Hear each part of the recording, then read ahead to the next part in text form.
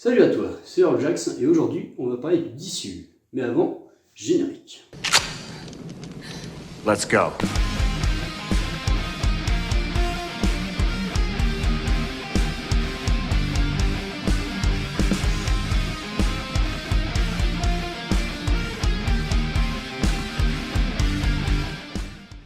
Hail to the king, baby. Après l'échec du DCEU initié par Zack Snyder et le changement de direction de Warner, David Zaslav, nouveau PDG du studio, a engagé Peter Safran et James Gunn pour relancer l'univers DC au cinéma.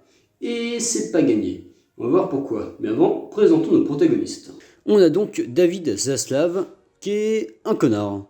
Le mec refuse de sortir ses films alors qu'ils sont finis. Non, il n'y a rien à faire pour lui, sûr. On a ensuite Peter Safran, producteur en partenariat avec la Warner, qui a notamment produit les films Aquaman et Shazam, mais aussi une grande partie des films du Conjuringverse. Alors son rôle sera surtout de gérer les aspects économiques de ce nouvel univers d'ici. Et enfin, le plus important, James Gunn, qui se chargera de l'aspect créatif et artistique de l'univers. On va un peu plus s'attarder sur lui. James Gunn fait ses débuts à la fin des années 90 à la Troma, un studio spécialisé dans les films d'exploitation trash et les séries B. Il signe ensuite divers scénarios à Hollywood dans le début des années 2000, comme les deux films Scooby-Doo et L'Armée des Morts, réalisés par Zack Snyder. Comme quoi, le monde est petit. Il réalise ensuite des films comme Slither et Super, puis se fait connaître avec les Gardiens de la Galaxie, qui lui ouvrent définitivement les portes des films de super-héros.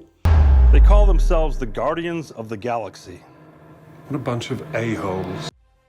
The Suicide Squad, Peacemaker, Brightburn, Gunn est aujourd'hui considéré par beaucoup comme le meilleur réalisateur de comics book movie, aidé par son style très particulier, souvent imité mais jamais égalé.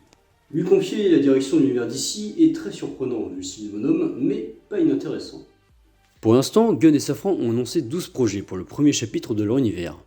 Du côté des séries, on aura Creature Commando, que personne n'attend, donc j'espère qu'on sera agréablement surpris. Peacemaker saison 2, qui appartient au DCU, mais pas la saison 1, donc c'est déjà un peu le bordel. Ça n'a pas de sens. Ou alors, dont je me fiche complètement, j'aime bien le perso, mais de là avoir une série sur elle, c'était pas la priorité. Lanterns, donc enfin un projet Green Lantern, depuis le temps qu'on attend ça après la bouse avec Reynolds. Paradise Lost, qui est vendu comme Game of Thrones avec des Amazones, cool. Et enfin Booster Gold, qui est typique de James Gunn. Le mec c'est un loser du 25e siècle, qui revient à notre époque pour être vu comme un héros. Exactement le genre de perso qu'il aime. Et du côté du cinéma, on commence avec Superman, réalisé par Gunn lui-même, et qui aura la lourde tâche de lancer concrètement cet univers. Ensuite viendra Supergirl Woman of Tomorrow sur la cousine de l'homme d'acier, avec Millie Alcock dans le rôle titre qui promet beaucoup. The Authority sur une équipe de héros assez extrême. Batman The Brave and the Bold qui sera centré sur le Chevalier Noir et son fils Damian en tant que Robin. Swamp Thing qui est vendu comme un film d'horreur, donc trop bien d'oser faire un film de super-héros horrifique. Pour rappel, Gunn avait déjà produit Brightburn qui était un peu dans cette veine. On sait également qu'un film Teen Titan est en préparation, donc j'imagine qu'on y suivra Damian qui doit apprendre à faire équipe. Plein d'autres projets sont en préparation, mais on n'en sait pas plus pour l'instant. En voyant tous ces projets, on peut se demander, est-ce que c'est pas trop ? Si on compare avec la concurrence, l'MCU a pris son temps d'avoir accroché son public avec Iron Man avant de vraiment se lancer dans un univers connecté. Il s'est développé petit à petit. Il y a le risque de finir comme le Dark Universe. Vous avez oublié ce que c'est ? C'est normal. C'est un univers cinématographique qui a duré un film, à savoir La Momie avec Tom Cruise. Il y avait plein d'autres films qui étaient annoncés avec de grands noms en tête d'affiche, une volonté de faire un crossover, mais échec au box-office, donc à la poubelle. Donc, est-ce que le grand public sera vraiment intéressé par ce nouvel univers d'ici ? Est-ce que c'est pas trop tard pour ça ? Les derniers films du DCEU ont tous été des échecs, et même le MCU montre les limites d'un univers étendu, où il faut attendre 4 ans pour revoir un personnage. De plus en plus de personnes parlent d'une super-héros fatigue et de la fin du genre. Il est incontestable que le genre doit évoluer, et pour cela, je pense que James Gunn est l'homme de la situation. C'est le meilleur réal de CBM. Il comprend les comics, malgré ce qu'on dit, il ne fait pas que des films humoristiques. Les projets annoncés montrent qu'il veut un contenu diversifié, car entre le ton de Booster Gold et celui de Swamp Thing, il y a un fossé. Il veut aussi s'entourer d'auteurs et de personnes de talent. Il a déjà réuni une belle équipe de réalisateurs, avec déjà lui-même, mais aussi Craig Gillespie, le réalisateur de I, Tonya, Cruella et Lars of the Real Girl, qui va se charger de Supergirl.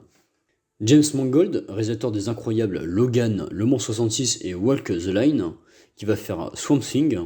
Damon Lindelof, grand nom de la télévision, qui a bossé sur Watchmen, The Leftovers ou encore Lost, et qui est impliqué dans l'écriture de la série Lanterne.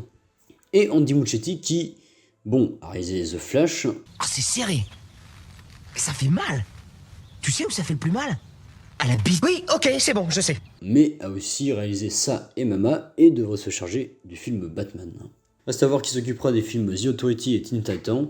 Perso, comme James Gunn a l'air de beaucoup s'impliquer dans son univers, je pense qu'il réalisera un des deux films, sans doute The Authority.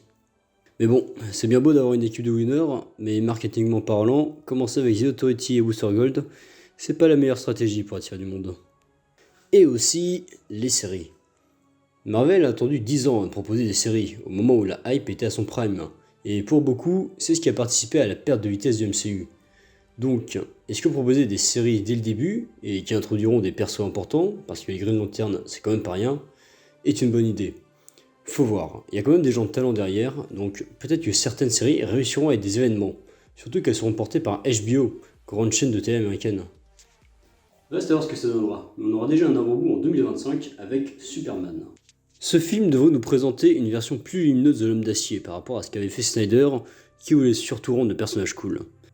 Car on va pas se mentir, même si Superman est le super-héros par excellence, beaucoup de personnes ne l'aiment pas, dû à sa personnalité de boy scout et sa trop grande puissance. Mais Superman, c'est bien plus que cela.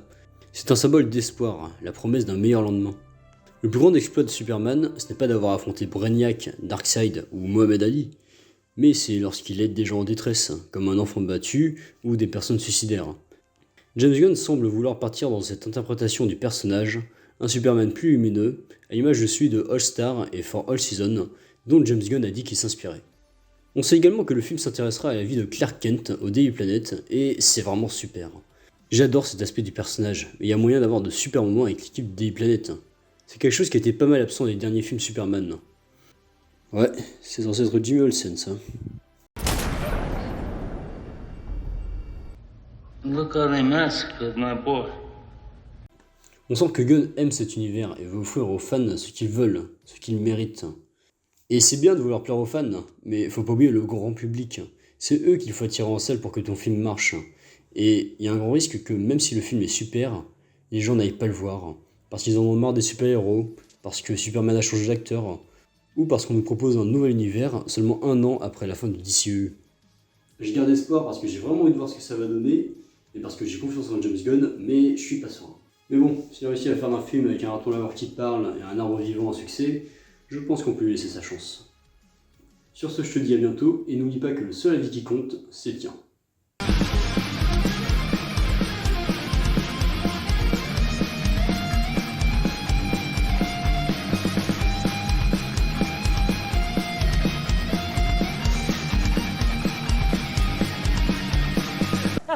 It's over!